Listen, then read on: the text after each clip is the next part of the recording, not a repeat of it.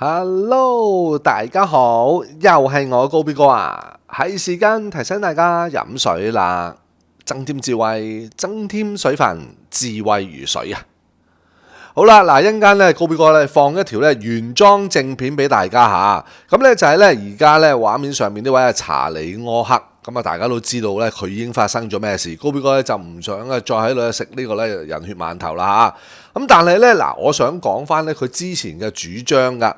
咁啊喺呢個9.3閱兵之後咧，其實咧佢做咗一個節目，有一番嘅説話咧，佢講咗出嚟咧，其實既係咧想宣中國，但係又承認中國咧有啲實力咧真係已經進步咗好多。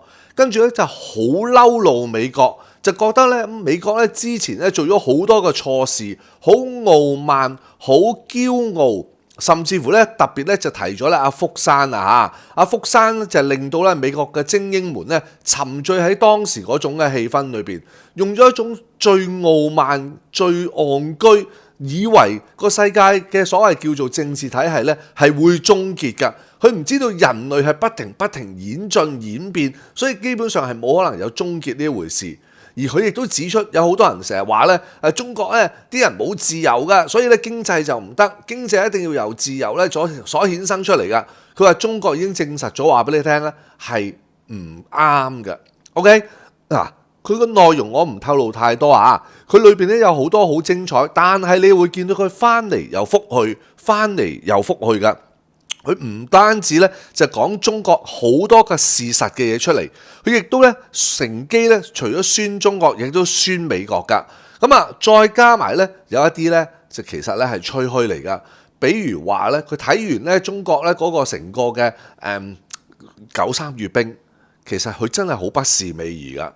坦白講，佢好不是味兒。咁講完之後咧，佢又想講就話咧，美國咧而家個軍隊咧都仲係咧全世界最勁嘅。啊不過佢又話佢承認咧有一啲嘅武器咧，譬如高超音速導彈咧，係咧我哋已經落後咗嘅。中國係有而我哋係冇嘅。咁啊講下講唔掂，跟住就突然間要跳咗去咧，就話我哋想做啲咩都好啦。咁但係咧中國有稀土，其實佢就想話咗俾大家聽咧，中國已經鏈住咗美國條頸㗎啦嚇。OK。咁啊，高B哥咧，首先咧做呢條影片，今日好多咧好正嘅影片噶啦。我首先咧透露俾大家聽，完咗呢個之後咧，我會放阿 Jackie 嘅影片。Jackie 嘅影片咧都係講關於咧查理柯克嘅。咁跟住咧，我會放咧羊城小人物嘅影片，好正啊嚇！因為咧我咧叫阿羊城小人物咧就幫手教一教我哋咧講關於咧中國嗰個咧防空系統啊、預防系統嗰樣嘢噶。咁但係咧就即係阿小人物咧就 send 咗個 email 俾我，就鬧鬼我，就話好鬼衰嘅。明明咧想咧有嘢咧想即係叫佢幫手做咧，直接 send 個 email 話俾佢聽，唔好淨係喺影片上面講。佢有陣時咧會咧就聽漏咗啊，或者唔記得咗啊，咁就漏招咁樣。咁好啊，我下次改啦。咁但係無論如何，嗱你講呢樣嘢咧，我諗咧係好多網友都想知。中國而家攻擊力唔差，咁但係美國都唔太差噶嘛，係咪？咁我哋嘅防禦能力又點先？嗱，你睇完嗰條影片咧，你就大概都心中有數噶啦。再晏啲咧，仲精彩嘅影片啊，就係咧呢個咧在乎不少人物。OK， 哇！所以咧即係正到咧，咁但係咧因為高B哥今日咧出咗咧搞下四大長老啲嘢咧，咁所以就唔得閒咧就做影片，所以咧好夜翻嚟先做影片。咁啊，唯有咧。逐個放俾大家，逐個咧大家咧聽咗佢之餘咧，記得一定要俾 like 我哋嗰班嘉賓主持。講真，佢哋真係咧好無私咁用自己咧好多嘅時間去做呢啲影片，希望咧就幫大家咧就確立一個正確嘅資訊，同埋咧就係咧有啲嘢我哋唔知嘅，希望咧就有識之士教翻我哋。嗱，高B哥成日都講噶。我哋一個人咧唔可能知得晒所有嘢嘅，咁所以咧大家各自有各自嘅專長嘅話咧，你哋都可以貢獻一下嚇。你哋咧中意嘅話咧，可以 send email 嚟俾高B哥。咁有啲人會認為，哎呀我寫啲文筆唔得咁成，我成日都講嗰句，我手就寫我心 ，OK？ 你個心點諗，你嘅手點寫就得㗎啦，唔需要太多修飾㗎。開頭嘅時候，你咪走去聽下高B哥啱啱做嘅時候咯，哩哩啦啦、嘰嘰咳咳咁樣噶，做下，慢慢咧就會順噶啦，永遠都係一個開始噶嘛，係咪？好啦，喂，咁而家呢，我哋呢睇翻原裝正片呢，查理柯克呢喺9.3閱兵之後嘅一番一席話下，大家睇完晒之後呢，喺下邊留言板留低你哋嘅感覺，留低你哋嘅睇法。OK。Speaking of foreign nations, yesterday something really important happened. And all the headlines are focused on the optics and the aesthetics and the visuals, which is fine, but it's deeper than that. Yesterday was the 80-year anniversary of Victory Day, or essentially the founding of the Chinese Communist Party. The visuals were obviously impressive. Look, countries, they do military parades quite well. They're able to mobilize everything without any of the media clamoring or yammering, and it was impressive. From the nuclear arsenal to their investments in the military, the Chinese Communist Party wanted to put on full display for the rest of the world, and especially it really was all designed for an audience of one. The military parade was really designed for one person, and that person, of course, is President Donald Trump. The Chinese were doing, as you can see, propaganda of their bombers and of their aircraft. They're investing billions and billions of dollars in their military. Now, their military is still a fraction of our entire military investment. It's still about $200 to $300 billion a year. However, you have to wonder, even though they spend a fraction that we do, they probably don't have the bloat and the waste and the government contractors that we do. You have to wonder if they're able to spread that a little bit more than we do. We waste a ton of money on our military, a ton of money on Lockheed Martin and Northrop Grumman. However, I think there is definitely still an admission from independent analysts that we have military weaponry and technology that they still do not have. We pay soldiers a ton of money. They do not. They're able to draft anyone they want. They're a country of 770 million able-bodied people and a country of well over 1 billion individuals. They have hypersonic missiles. We may be behind on some weapons. They might have hypersonic missiles that we don't have, by the way. I'm putting these visuals up on screen here because we have focused on a lot of different topics, mass migration, the Islamism rising in the West. But I think what yesterday should be a reminder is a little bit of a early fall wake-up call. We already know that the Chinese Communist Party is a great threat to us. But me even saying that is important. Let's ask the very simple question. What is China? Is China our friend? Are they a rival like Joe Biden called them? Are they an adversary? I think they're an enemy of the United States of America. I've said it once and I'll say it again. Now, does that mean I believe that we should go to a kinetic conflict against them? Of course not. But we need to start treating them at the very least like a serious rival, at the very least. The Chinese Communist Party just threw an inside fastball. That was a brushback pitch yesterday. This is a much tougher rivalry than the Cold War.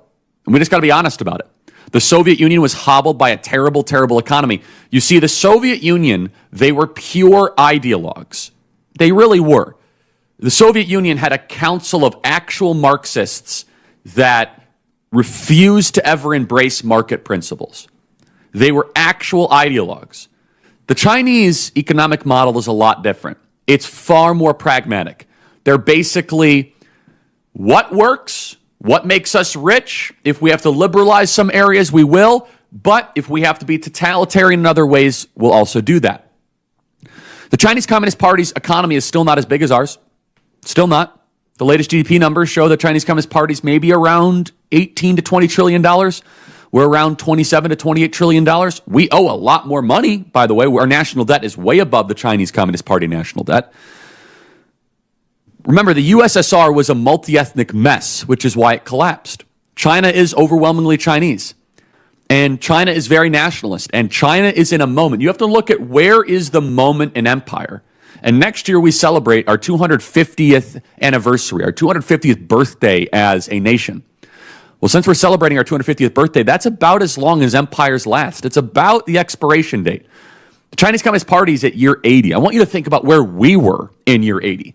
Year 80, we were fighting a civil war.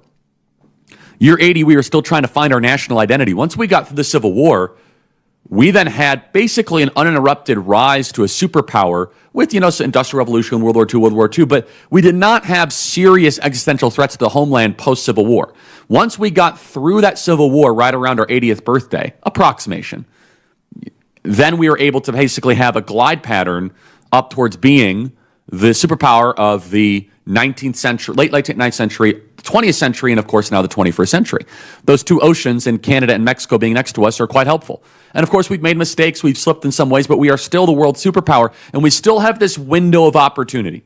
We still have this window where we have a great president, we have a mandate, we have a nationalistic undercurrent in our country where we need to have a very serious moment and say, what exactly is China? Why are we not treating them in the way we should be? Or maybe we should not be treating them that way. President Donald Trump had some very harsh words for the Chinese Communist Party today. He said, I was not happy in many ways. He said, I was not happy with what I saw, and I know it was for me. I was very impressed, but I was not. He had some very harsh words today. President Trump is rebuilding our military, but you have to wonder, for every $1 that we spend in our military, I would just conjecture, the Chinese Communist Party is able to probably spend like 25 cents. I bet they get way more bang for their buck on military spending than we do. And we can't always see this in terms of money. That's a very important thing. This is about who is going to win and own the 21st century. We need to see this in terms of real strength. Are we innovative? Are we merit-based? Are we entrepreneurial? Are we unified? Are we strong? Are we aspirational? Forget all the economic data. Right now, yes, we have the incumbent advantage. Can we make stuff? It takes, just for example, we're doing this construction project at Turning Point USA to install a gate. And it is the most bureaucratic. It's taken literally like a year and a half to install a very simple gate. And I turned to my team the other day outside of this whole Victory Day parade. I said, in China, this would take like a week. In China, this would just take a week. You just wave a hand and you get it done. Now, in some ways, that's bad. It would probably not be up to code or whatever. But they're able to source rare earth minerals. They're able to build new factories. They're able to roll out new robots. We increasingly have difficulty doing those things. Now, I'm not painting a doomerist picture. There's a lot of advantages we have over the Chinese Communist Party. But I got to be honest, when I went to a national park over the weekend, Sedona. It's actually not a national park, national forest. And there was products sold by the U.S. government. This drove me nuts. And this is not a criticism of President Trump. He inherited it from Joe Biden, but we got to fix it.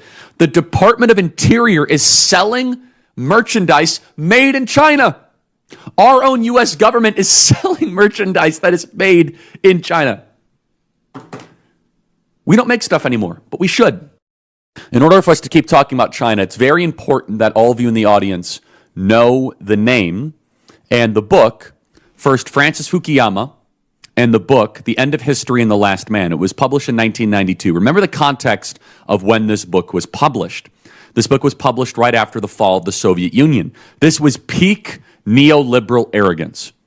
This was about the crescendo of the ruling class of the West that believed that this was the end of all human government, that liberal democracy had emerged as literally the final form of human government. The claim wasn't that history literally ends, but that the ideological evolution has reached its endpoint. No rival system at the time in 1992 seemed capable of challenging liberal democracy in legitimacy or performance. We assumed the American way had won forever. And I was raised in this context. I was told by teachers, I was told by professionals, Charlie, the more that we trade with China, soon they're going to be wearing Levi jeans and having McDonald's in Tiananmen Square, and they'll be listening on their iPods. And once they do that, they're going to embrace free speech, they're going to embrace American values, and they will de-radicalize and decouple from totalitarianism. This book, The End of History and the Last Man by Francis Fukuyama, without a doubt, was one of the most important, arrogant theses of the 1990s. It set the tone for the American ruling class. Because the wall had fallen, the enemy of the Soviet Union collapsed. We did it without having to go to a kinetic war. It felt as if we did not just win a war, but we won an ideological battle. And boy, did we get cocky. Our leaders assumed anybody who came to America from China will decide America's way is better than China's, and either join our team or fight to make China be on our side. But if you really think about it, if you come here today from China, what are you likely to think? Our cities are filthy, they're murderous, they're dangerous. And as we have declined in virtue in our country, it's much harder to have liberty when you do not have virtue. When you do not have a virtuous people, when you do not have strong families, when you do not have people going to church, liberty quickly becomes license. Bill Clinton articulated this best. Bill Clinton celebrated the entrance of the Chinese Communist Party into the World Trade Organization. I want you to put up the B-roll again of the Chinese military, please. The Chinese military with their tanks and their missiles rolling through the streets. You guys paid for that. This is paid for by the U.S. citizen. This is paid for by your Beanie Babies. This is paid for by your baseballs. This is paid for by your textiles. Hey, that's paid for by your vitamin C and by your antibiotics. Bill Clinton helped design this order, but this was all because of Fukuyama's argument. This is very important. Fukuyama gave them the arrogance that if we started trading with China, we would get super rich, the economic elite would then be able to have more capital, and then China would liberalize, and the whole world would live in liberal democratic harmony. That sounds so dumb when I say it today now in 2025, but that's exactly the context of which all these decisions were made. World Trade Organization, NAFTA, Play Cut 393. Bringing China into the WTO is a win-win decision. It will protect our prosperity, and it will promote the right kind of change in China. It is good for our farmers, for our manufacturers, and for our investors. Encouraging China to play by international rules, I say again, is an important step toward a safer, saner world. Now, instead of China changing, we've actually become more like China. Not in the good ways, by the way. Less free speech, more oligarchic governance, an untouchable billionaire class. We became more like them. They did not adapt. They did not liberalize. This is where all the experts, again, which should just be completely discounted, they're like, well, you can't have economic liberty without personal liberty. Oh, yeah, you can. China's proven you can. You can own stuff and be hyper-materialistic and have no other personal freedom. You can go to the mall and shop and do stuff and still not be able to go to church.